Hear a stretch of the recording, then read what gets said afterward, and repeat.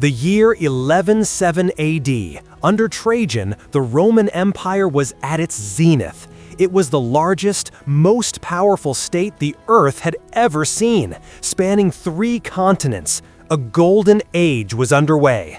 And then, it ended. The Western Roman Empire concluded in 476 AD. What brought it down? Almost everyone has the same answer: the barbarians.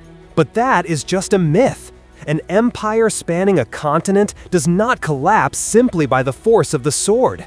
The reality was much darker, much more internal. While Rome was fighting enemies from the outside, it was nurturing its real enemy within. And these enemies were not sword-wielding barbarians, but Romans themselves. We are revealing the 3 colossal problems, the true decay that history books remain silent about, with our maps. The greatness of Rome came with a price: taxes. To feed the armies and maintain the colossal infrastructure, the empire placed heavy burdens on the shoulders of its people. Agriculture became unbearable, especially for small farmers.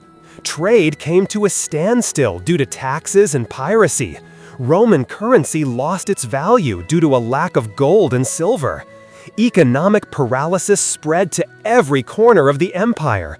People were becoming impoverished instead of wealthy. Cities were emptied as people fled the tax burden. Rome's lifelines were drying up. But instead of solving the problem, the government did something that would make it worse. It hired barbarian soldiers. Rome could not sustain its army. There was neither sufficient pay for soldiers nor enough willing Romans to become legionaries. The solution? Recruiting barbarians into the army.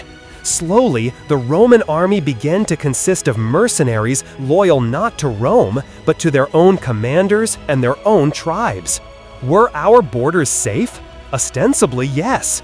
But these new Roman soldiers often rebelled against their own people, prioritizing their own interests over protecting the border.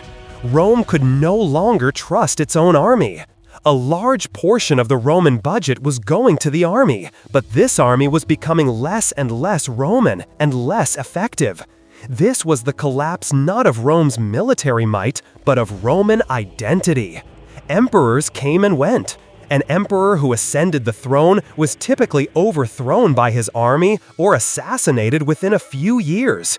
Political paralysis made the governance of Rome impossible. In 395 AD, the empire was permanently split into 2.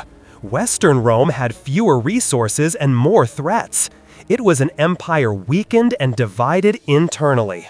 The rich grew richer, and the poor grew poorer. The government was busy protecting its own interests instead of addressing the problems of its people.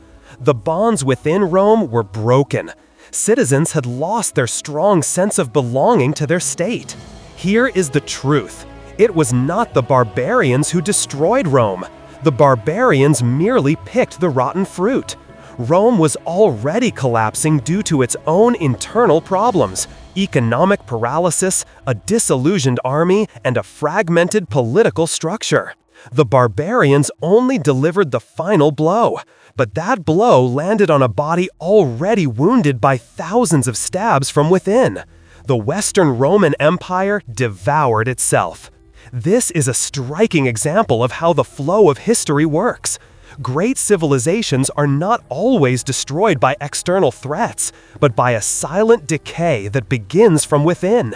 These decays irreversibly change the tides of time. If you would like us to analyze with our map analysis why the Eastern Roman, Byzantium Empire, which survived Rome's collapse, managed to endure, let us know in the comments section. Your voice will guide the next flow of the tides of time.